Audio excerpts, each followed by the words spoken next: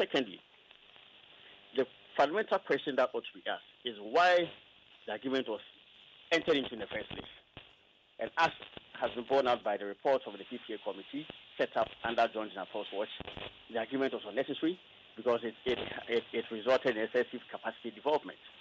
And how could the government of Ghana execute so many of these PPAs when they were not needed at all? I think those are the questions that ought to be asked. And indeed, after what I even found most intriguing is why the John Jinapol and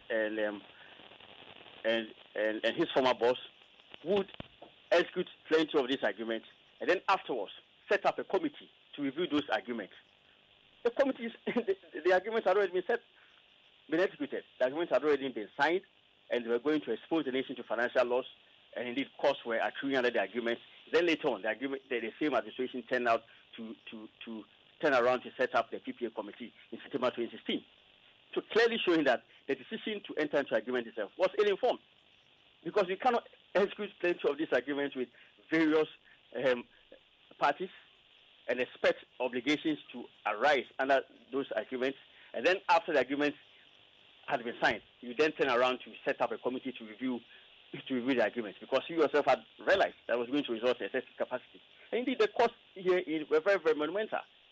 As per the report of the PPA committee, if all the agreements signed by John Jinapol and his former boss had been allowed to run, each year the nation was going to be exposed to payment of a sum of $586 million. Cumulatively, between 2018 and 2013, the nation was going to pay as much as about $17 billion in all of this. $1.7 billion, $1.76 billion. So I think that really those are the fundamental questions that ought to be asked.